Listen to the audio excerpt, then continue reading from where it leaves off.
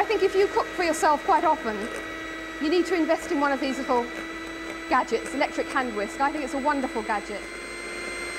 Now, the only thing that can go wrong with a souffle omelette is that you over or underbeat the egg whites, and what you want is for them to come up to soft peaks that just kind of drip over like that after you've cooked them. So that's the egg whites there, and now the egg yolks, but first of all I'm just going to pop a little bit of butter into the pan to heat that up whilst I'm dealing with the yolks.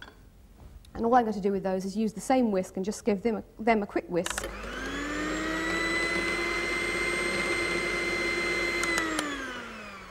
And then I'm going to fold them in to the egg whites using a metal spoon. You just make cutting movements, flip the spoon over like that, and just amalgamate everything thoroughly together.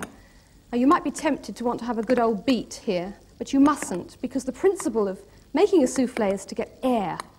And you've beaten all the lovely air into the egg whites, and now it's very important that you don't lose it. So you just fold carefully so that you retain all the air. I think it's always helpful if you know why when people give you orders in recipes and cooking. That's it. And now I can hear my butter sizzling away there. The next thing is some cheese, and I've got 2 ounces of grated cheddar, strong cheddar, but you can use any cheese you like. And just for extra flavour, I'm going to add a tablespoon of fresh snipped chives to give that nice mild oniony flavour that chives have. And fold those in. These are available all through the summer, but in the winter you can actually buy cheddar cheese with chives already in it, so that's a nice cheese to use for a souffle omelette. Now, when everything's thoroughly amalgamated, you then swirl the butter around the pan to give it a good coating. Just beginning to tinge brown, the butter there. And now in goes the souffle mixture. And what I've got to warn you about now is to leave it alone. You just put it in the pan. You can shake it just to spread it out, but leave it in the pan for 1 minute just to set. It might be tempting to want to kind of poke it and dive in and do all sorts of things, but just have patience.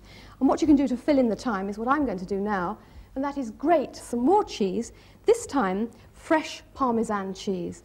And if you want to transform your cooking overnight, switch from using the ready grated Parmesan cheese, which has very little flavour, to the fresh stuff, which you can buy in supermarkets and specialised food shops. That'll transform the flavour of everything if you're already using the packet stuff. Now, after a minute, if you want to, you can just have a look and see what's happening. Yes, it's getting nice and golden underneath.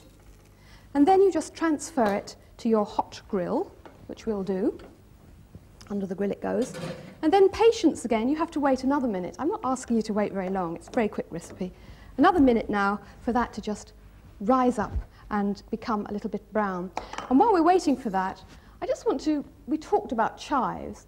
I just want to mention this because if you buy a little pot of chives at the beginning of the summer in the springtime, and you keep them on your windowsill, well watered, you can just snip off a few any time you're going to cook a recipe. Just get a handful like this, snip them off, and they give delicious fresh flavour to things.